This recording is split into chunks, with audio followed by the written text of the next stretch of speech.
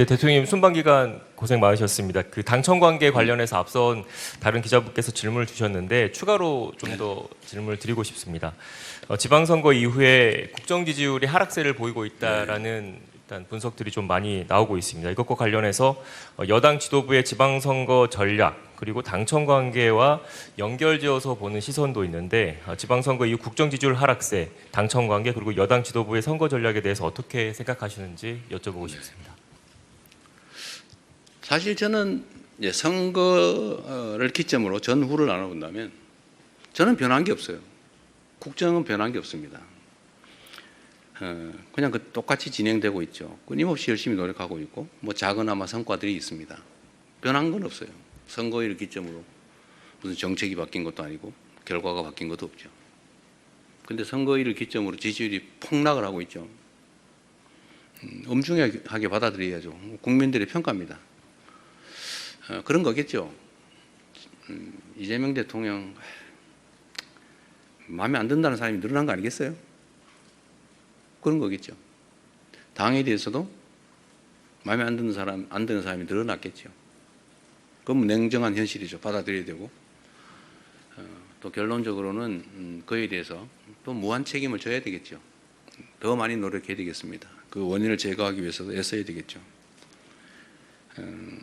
뭐 여러 가지 분석이 있겠지만 아마 제일 큰 거는 그럴 겁니다. 먹고 살기 힘들어 죽겠는데 뭘 가지고 싸우는 거야?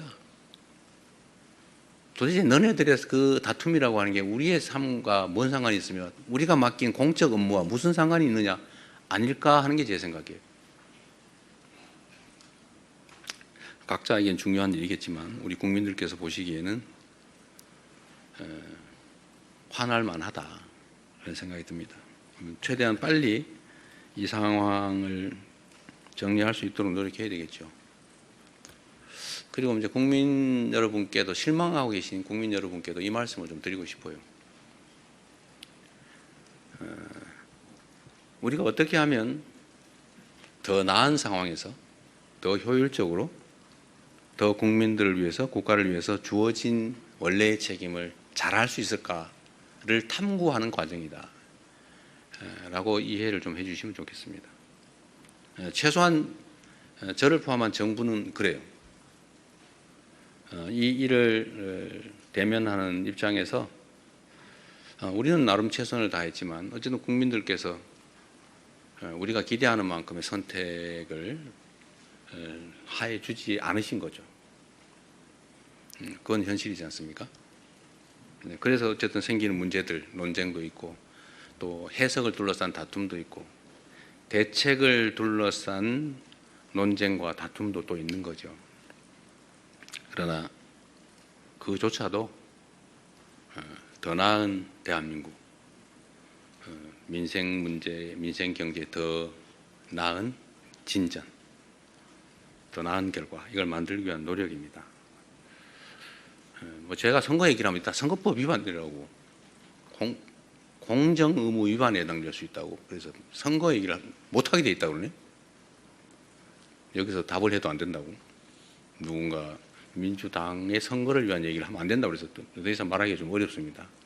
그런데 분명한 거는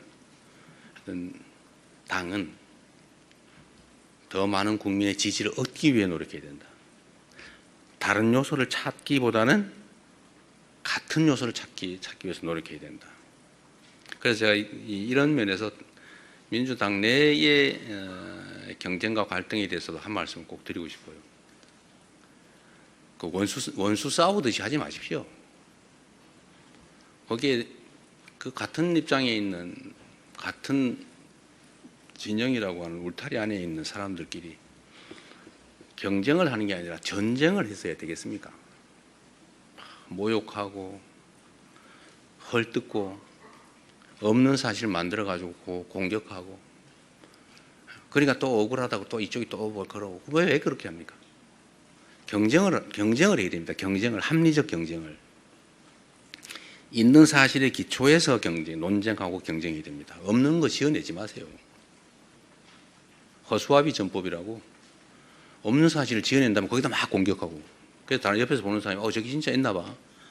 뭐 이것도 하나의 테크닉이라고 생각하는지 모르지만 그거 그건 나쁜 짓이죠. 다시 서로 회복할 수 없어요. 나중에. 그건 전쟁이죠. 또 모욕하지 마세요. 뭐 왜 그렇게 서로 모욕하고 폄하하고 꼭 숨어가지고 그런 사람도 있어요.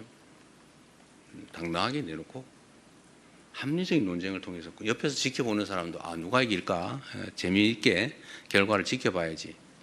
보면 막 확 짜증나게 저 막 쳐다보기도 싫게 왜 그렇게 싸웁니까? 이것도 정치 문화의 일부죠. 정치 문화도 더 잘하기 경쟁, 합리적 경쟁, 논쟁을 해야죠. 진짜 죽일 듯이 싸우고 진짜 죽이면 어떡해요? 적도 아니고. 우리 안의 차이가 아무리 큰들 상대와 싸워 이겨야 될 상대와의 차이만큼 크겠냐 이 말씀 자주 드리는데 하여튼 경쟁이 전쟁이 되지 않으면 좋겠다. 그것도 지나면 다 그만이에요. 지나면 나 또 맨날 보고 살아야 돼요. 그래서 그 말씀 꼭 드리고 싶습니다. 여야도 사실은 좀 마찬가지예요. 그냥 뭐 얘기 나온 김에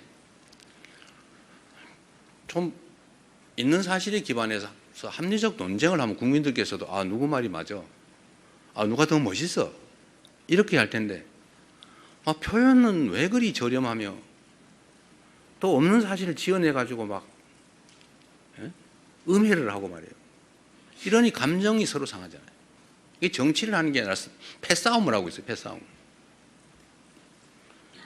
그 국민들이 보시기에 얼마나 불편하겠습니까? 좀 여야 간에 뭐 저를 공격하시더라도 좀 없는 얘기 만들어 가지고 내가 언제 주가 구청 가지고 자화자찬했습니까? 제가 조심스러워서 일부러 주가 얘기 안 하고 있어요. 그런데 이재명 대통령 주가 구천됐다고 자화자찬하지 마라 이런 논평 내고 그러면 되겠어요? 응? 내가 언제 그랬어? 내가 얼마나 주가 문제 조심하는지 압니까? 일체 한 번도 언급한 일이 없어요. 내가 몇천 포인트 됐다고 막 자랑했습니까? 제가 그럴 때마다 걱정이 있어요. 주식시장의 양극화도 사실은 심각한 자산 양극화를 부릅니다. 문제예요. 걱정이에요. 그걸 완화하기 위해서 정말 많은 노력을 해요. 주가지수가 외형적으로 트는 것보다는 다 한꺼번에 성장하면 좋겠는데 잘 안 되잖아요. 그런데 자화자찬했다고 더 없는 사실을 만들어서 교만하게 그러지 마라 이러면 되겠습니까? 예를 들면 그래서 여야 간이든 당내든 정치적인 논쟁은 좀 전쟁이 아닌 경쟁이었으면 좋겠어요. 그 경쟁도 죽이기 경쟁이 아니고 네가 더 못하나 내가 더 못하나 이런 저열한 구태의 경쟁이 아니고 누가 더 잘하나 누가 더 합리적인가 누가 더 효율적인가를 국민이 보는 앞에서 논쟁할 수 있었으면 좋겠습니다.